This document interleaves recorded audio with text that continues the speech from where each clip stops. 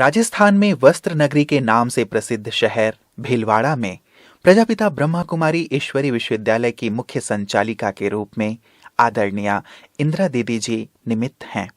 आपका जन्म सन 1948 में मध्य प्रदेश के इंदौर शहर में हुआ। बचपन से ही समाज सेवा और महान विभूतियों की जीवन कहानी पढ़ने में आपकी विशेष रुचि थी। आपका पूरा परिवार ही इस ईश्वरीय ज्ञान में होने के कारण आप सन 1970 में इस विद्यालय के संपर्क में आईं। मिलनसार, सत्यता की प्रतिमूर्ति और समाधान स्वरूप होने के कारण आपसे दादियों का विशेष प्रेम था। आपने सन 1973 से कोटा, देवास, रतलाम, जबलपुर, जगदलपुर, उज्जैन, नीमच, रायपुर इत्यादि स्थानों पर अपनी सेवाएं दी। तत्पश्चात सन 1985 से भीलवाड़ा में ही रहकर आप ईश्वरीय सेवाएं प्रदान कर रही हैं। जन कल्याण हेतु आपने सर्वधर्म सम्मेलन, ग्राम विकास अभियान, महिला सशक्तिकरण और अनेकानेक कार्यक्रमों का आयोजन किया। आपके नेतृत्व में 5 सेवा केंद्र, 5 उप सेवा केंद्र तथा 12 गीता पाठशालाओं में 1000 से भी अधिक जिज्ञासु ईश्वरीय ज्ञान का अनुसरण कर अपने जीवन को कमल पुष्प समान पवित्र बना रहे हैं। और मेरे निजी जीवन के बारे में मैं यही बताना चाहूँगी कि मेरा जो जन्म स्थान है वो इंदौर रहा है। बचपना भी मेरा इंदौर के अंदर बीता है और बहुत मौज शौक के अंदर मैंने अपना बचपना बिताया है। पिताजी हमारे कॉल मर्चेंट थे और बचपनों के अंदर हम लोग जो है अनेक एक्टिविटीज़ में थे और इसी कारण से कॉलेज के अंदर 2 बार मुझे प्रेसिडेंट के रूप में चुना गया। जब भी उस समय में अखबार पढ़ती थी तो अखबारों की ऐसे नेगेटिव न्यूज़ सुन करके मेरे दिल के अंदर भारी पीड़ा हुआ करती थी। ऐसी न्यूज़ आती थी कि वे सांसद आपस में लड़ रहे हैं, कुर्सियां उछाल रहे हैं, उपद्रव कर रहे हैं, अपने विरोधियों को पीट रहे हैं और भी अनेक तरह की जो नेगेटिव न्यूज़ होती थी। तो उसके कारण मुझे ऐसा लगता था कि इस धरती के ऊपर कहीं शांति आएगी कि नहीं आएगी। और एक क्वेश्चन और मेरे दिल के अंदर था, वो क्वेश्चन ये था कि आसमान के ऊपर क्या है। तो ऐसे मन के अंदर कई लहरें उठा करती थी। उस समय कॉलेज में भी जब हम लोग पढ़ते पढ़ते गए तो हमने पढ़ा एक विकासवाद, मानव का विकासवाद करके एक थ्योरी आती है। उसके अंदर डार्विन नाम सुना होगा आपने। तो उस डार्विन की थ्योरी के अंदर ऐसा बताया कि सबसे पहले दुनिया के अंदर यूनिसेल्युलर प्राणी आया और उसके बाद जो है वो मल्टी सेल्युलर प्राणी आए और फिर उसके बाद और विकासवाद होता गया और साथ साथ वो मछली बने, मेंढक बने, बंदर बने, मनुष्य बने। तो मेरे दिल के अंदर ये विचार आता था कि मनुष्यों की क्या हालत हो गई है और इतने सारे मनुष्य बढ़ते जनसंख्या इतनी बढ़ जाएगी और एक दिन ऐसा आएगा कि सब एक दूसरे की व्यवस्था को तहस नहस करेंगे असंतुष्ट होकर के और फिर अंत में ये मनुष्य ही बंदर बन जाएगा। तो अंदर में एक कल्पना थी कि मनुष्य से बंदर और बंदर से मनुष्य, इंसान ऐसा बनता होगा। एक और मेरे दिल के अंदर एक क्वेश्चन था, वो था पुनर्जन्म के बारे में। और पुनर्जन्म के बारे में मेरे दिल के अंदर ये बात आती थी कि जब कोई इंसान शरीर छोड़ता है तो उसके अंदर से कोई शायद बुदबुदा निकलता होगा और वो बुदबुदा अगर फूट गया तब तो उसको पुनर्जन्म की बातें याद नहीं रहती होगी और अगर वो साबुत ही किसी के अंदर ट्रांसफर हो गया तो उसको पुनर्जन्म की बातें याद रहती होगी। तो इस तरीके से मेरे दिल के अंदर कई ऐसे ख्यालात चलते रहते थे। ऐसे करते करते जब कॉलेज का एक समय ऐसा आया कि मैं अपनी फ्रेंड से बात करती हूँ, आज भी मुझे याद आता है वो कौन से कॉर्नर पे मैंने बातचीत की थी वो भी मुझे याद आ रहा है कि मैंने अपने फ्रेंड से कहा कि मेरे जीवन में अब कुछ टर्निंग पॉइंट आने वाला है, कुछ होने वाला है। तो बोली क्या होने वाला है। मैंने उसको कहा कि भाई ये मुझे पता नहीं पड़ रहा है कि क्या होने वाला है, अच्छा होने वाला है या बुरा होने वाला है, पर कुछ होने वाला है। ऐसे करके चलो बात तो हवा में उड़ गई। फिर कुछ दिनों के बाद हमारे शहर के अंदर जो है प्रदर्शनी लगी। सबसे पहले पिताजी प्रदर्शनी देखने गए। उन्होंने हमको उसी दिन न्यूज़ सुनाई कि आप लोग भी वो प्रदर्शनी फलाने टाउन हॉल में लगी है और आप लोग भी देख के आना। हम लोग सबसे पहले प्रदर्शनी देखने गए तो हमने देखा कि यहाँ पे हमारे जैसी लड़कियाँ एकदम गाइड बन करके सुना रही है। बहुत अच्छा लगा। हमें लगा कि ये तो बड़ा एक्टिव पार्ट बजा रहे, हमें भी ऐसा बजाना चाहिए। बहुत खुशी आ रही थी देख करके। फिर कुछ चंद एक चित्रों के ऊपर भी हमारा ध्यान गया, क्योंकि मैं सोच रही थी कि आसमान के ऊपर क्या है। तो तीनों लोगों का जब चित्र देखा तो मुझे उसका जवाब मिल गया कि आसमान के ऊपर परमात्मा विराजमान है और उसे हम ब्रह्मलोक कहते हैं। फिर एक क्वेश्चन जो मेरे दिल के अंदर था कि मनुष्य बंदर से मनुष्य और मनुष्य से बंदर बनता है, सर्कल तो ऑलरेडी दिमाग में चल ही रहा था। लेकिन जब सृष्टि चक्कर हमने कोर्स के अंदर जाना, इसका जब डिटेल जाना, तो ये बात और अच्छी तरह से समझ में आ गई और इतना अच्छा लगा कि हम बंदर नहीं हैं, हमारे पूर्वज जो है वो मनुष्य है। क्योंकि एक बात मेरे दिमाग के अंदर ऐसे फिट हो गई कि एक अमीबा बदल सकता है और एक अमीबा बदलते बदलते अगर बंदर बन सकता है तो बदलेगा तो सब बदलेगा, अमीबा रहेगा ही नहीं। तो आज भी अमीबा है। आज एक बंदर मनुष्य बन गया तो सारे बंदरों को मनुष्य बनना चाहिए था। फिर बंदर अभी तक भी क्यों है? तो इसलिए मेरे अभी ये जो थ्योरी है वो 100% ही गलत है। तो ये मेरे दिल के अंदर ये बात अंदर में फिट हो गई कि ये बात जो भी है डार्विन थ्योरी ये सत्य नहीं है। और मुझे बहुत खुशी हुई कि परमात्मा ने इतना उज्जवल भविष्य हमारा दिया है, जिसके लिए हमें प्रयत्नशील रहना चाहिए। और 1 साल के बाद मतलब कि 71 के अंदर हम लोग माउंट आबू गए। और माउंट आबू में जाकर के हमें जिससे भी मिलते थे हमें ऐसी खुशी होती थी, ऐसा लगता है ये तो हमारे परिवार के ही है और इनको हमने कहीं देखा हुआ है। ऐसी आत्मीयता उन लोगों के साथ बहुत अच्छी फील होती थी। और फिर बहुत सारे क्षण ऐसे आते थे, ये बातें आती थी कि मुझे ऐसा क्लिक अंदर में होता था कि इसी व्यक्ति ने यही बात इसी माहौल में ऐसी कही है, हैं? तो बार बार जब ऐसा क्लिक होता था, अब तो ज्ञान मिल गया, इसे हमें इसका जवाब भी मिल गया। क्योंकि ये जो विश्व जो ड्रामा है वो हूबहू रिपीट होता है। और उमंग उत्साह मधुबन में सब गए, हम लोगों ने दादियों को देखा। दादियां तो हमें ऐसी लगी कि हमारी रियल दादियों से भी ज़्यादा अच्छी लगी, हमारी रियल नानियों से भी ज़्यादा अच्छी लगी।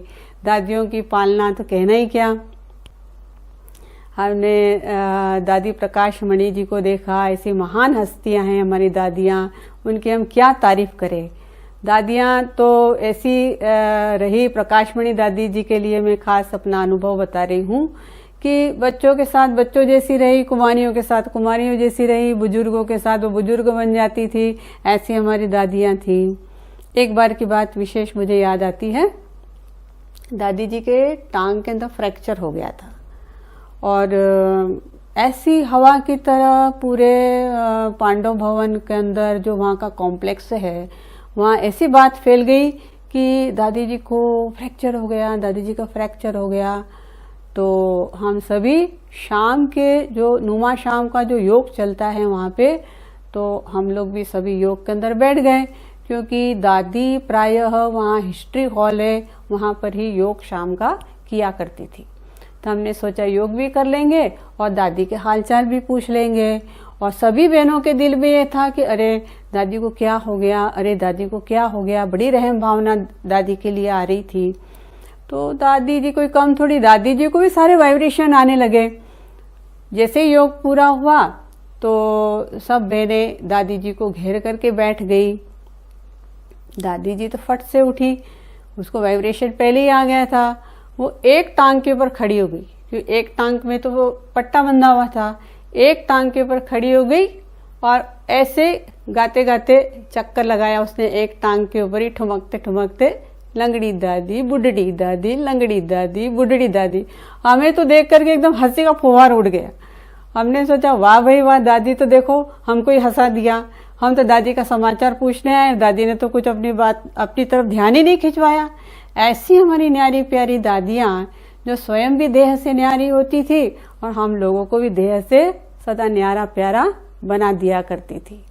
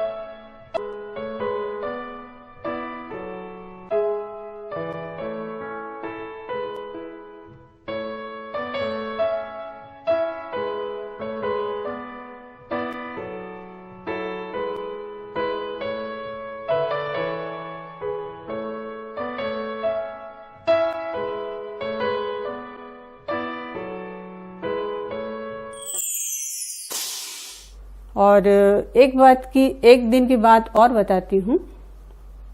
हम लोग नक्की झील के वहाँ पर घूमने जा रहे थे। दादी जी भी पीछे हमारे इशू दादी के साथ घूमने के लिए निकली थी। उन्होंने देखा कि पीछे आगे मतलब भीलवाड़ा की बहनें जा रही है, तो इशू दादी को बोला कि इंदिरा को आवाज़ दो। तो इशू दादी ने मुझे आवाज़ दिया। मैं पीछे देखी तो दादी जी ने कहा कि अरे इंदिरा, तुझे ध्यान है तेरे खाते में कितने पैसे हैं? मैं तो एकदम चौंक गई कि दादी अचानक कौन सा सब्जेक्ट निकाल रही है। तो तुझे पता है? दादी बोली पता है तुझे, इतने पैसे कैसे आए? तो उन दिनों में दादी ने हम सभी को डायरेक्शन दिया था कि देखो सेंटरों के अंदर 5,000 रुपया से ज़्यादा नहीं रखना है। पैसे का प्रॉपर यूज होना चाहिए। आपके पास ज़्यादा पैसा है, आप यज्ञ के अंदर भेजो। हाँ, आप अपने सेंटरों पे ये पैसा नहीं रख सकते हो। तो मैंने दादी को बताया कि दादी, एक भाई जो है वो खाना खाता है सेंटर पे, और इस बार उसने पूरे 12 मास का पैसा इकट्ठा दे दिया, इससे मेरे पास उसका रकम है। दादी जी बोली चलो फिर तो कोई बात नहीं।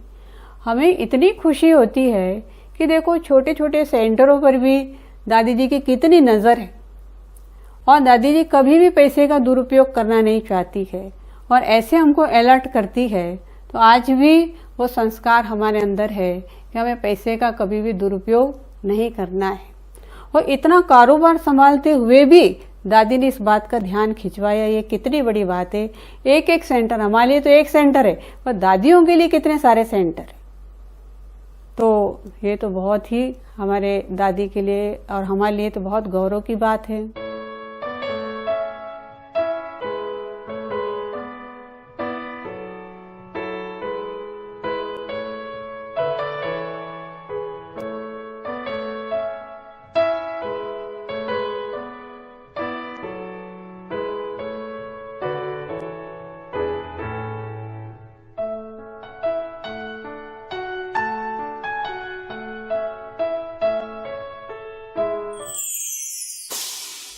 ऐसे हमारी चंद्रमणि दादी की भी बात मुझे याद आती है। चंद्रमणि दादी भी मर्यादा के अंदर भारी पक्की थी। हमारे ग्रुप के अंदर एक कन्या थी, कन्या क्या एक टीचर ही समझ लीजिए, वो टीचर थी, पर अभी नई नई थी। उसके ऐसे बाल ऐसे कटे हुए थे और मांग भी टेढ़ी निकालती थी। तो दादी जी को ये बड़ा होता था कि भाई हमारी जो बहनें हैं ना, वो देवी बहनें दिखनी चाहिए। हाँ, मांग भी सीधी होना चाहिए, उसके बाल भी कटे हुए नहीं होना चाहिए, देवी का साक्षात्कार हो। तो दादी ने उसको ग्रुप पे से बुलाया और दादी ने उसकी मांग सीधी करवाई और दादी खुद ही उसकी चोटी बनाने बैठ गई। वो शर्माती शर्माती हंसती रही और हम लोग भी सब हंसते रहे। तो इस तरीके से दादी ने मर्यादा भी उनको सिखाई। तो आज भी ऐसी मर्यादाएं हम लोगों के अंदर भी छाप पड़ गई है। तो ऐसी मर्यादाएं दादी ने हमें सिखाई है।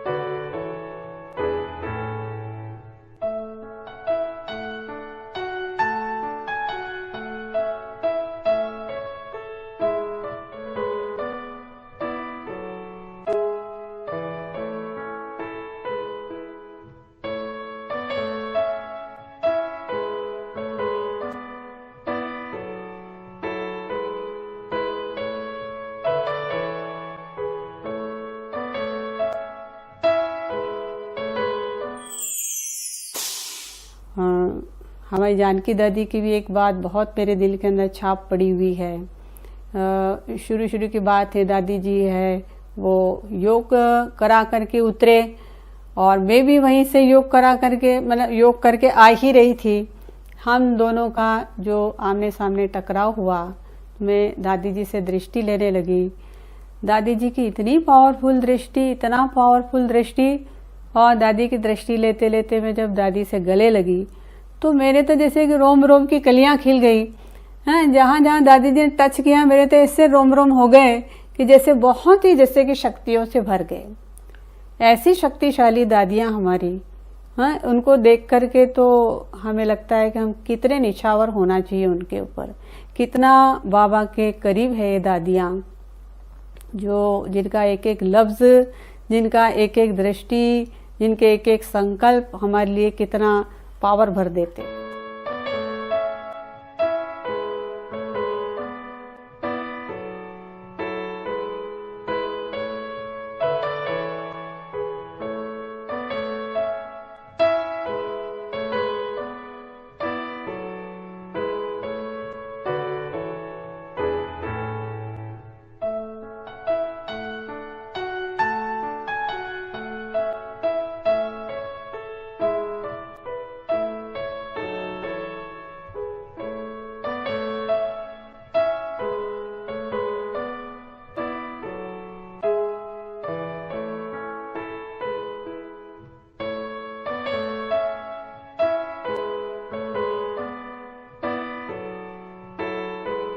और एक हमारे जो कलकत्ता के जो जोनल इंचार्ज दादी निर्मल शांता जी हैं, और जो पिताश्री ब्रह्मा जी की सुपुत्री है, हाँ, उनका जीवन भी हमने देखा कि बहुत ही प्रेरणा का स्रोत है उनका जीवन।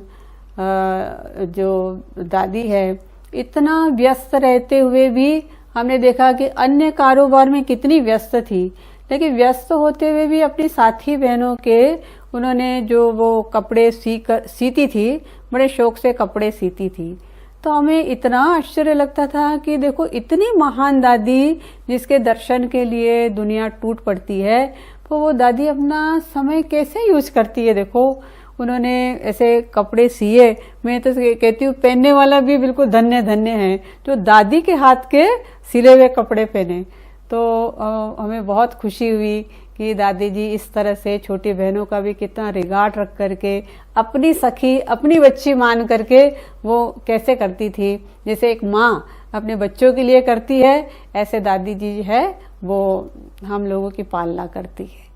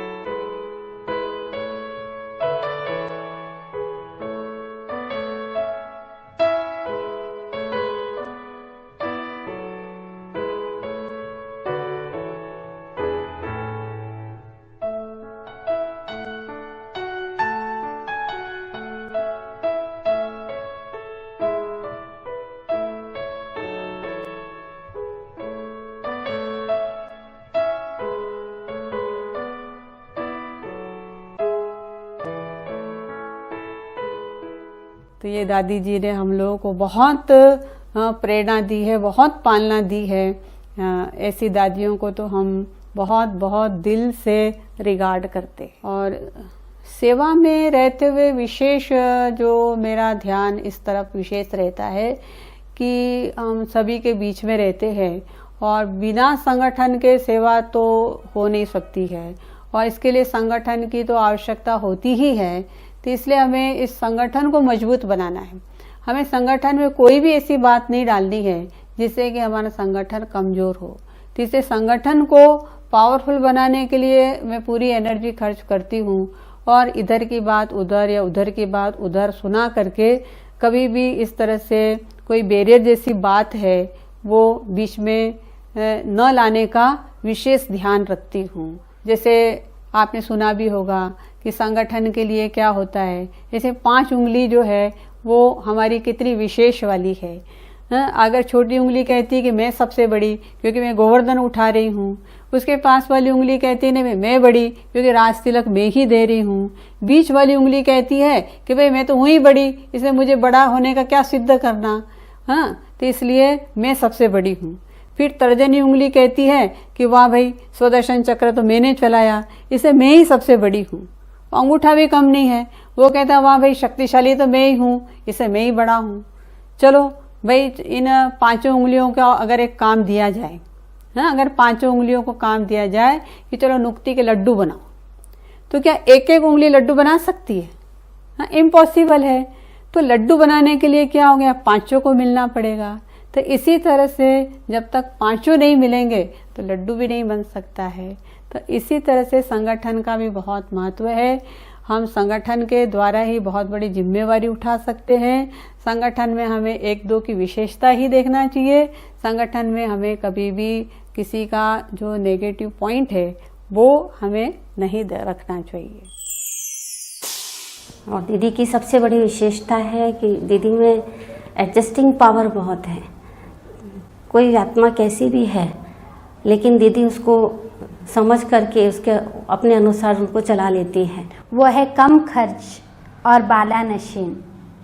वह स्वयं अपने व्यक्तिगत सुविधाओं के लिए कम से कम धन या कम से कम सुविधाएं लेती है और सेवा भी कम खर्च और अधिक उपयोगिता हो इसी प्रकार करती है। सरल नेचर वाली हैं और कितना भी बिजी होती हैं और उनको कुछ पूछते हैं तो सरल वे में वे जवाब देती। जैसा बाबा कहता है कि निराकारी निरहंकारी, तो वैसा ही व्यक्तित्व हमने दीदी के अंदर देखा कि दीदी हमारी निरहंकारी पर्सनालिटी वाली है। और दीदी जी के बारे में यही कहना चाहूँगी, ओजस्वी मुखमंडल आपका सर्व गुणों की खान है, श्वास और संकल्प सिखाते बनना हमें महान है। और स्थितियाँ परिस्थितियाँ हमारे साथ तो आती ही है क्योंकि हम गृहस्थ में रहते हैं और गृहस्थ में रहते हुए जो स्थितियाँ हम दीदी के सामने रखते परिस्थितियाँ बताते हैं तो दीदी हमें जो निराकरण देती है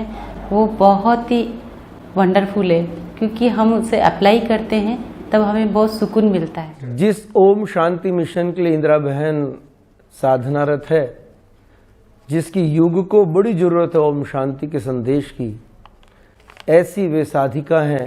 मैं इंदिरा बहन की साधना को, उनकी प्रेरणा को मैं प्रणाम करता हूँ। धन्य धन्य हो गए हम प्रभु को भा गए, धन्य धन्य हो गए हम प्रभु को भा गए। गा रही है जिंदगी काम उनके आ गए, धन्य धन्य हो गए हम प्रभु को भा गए।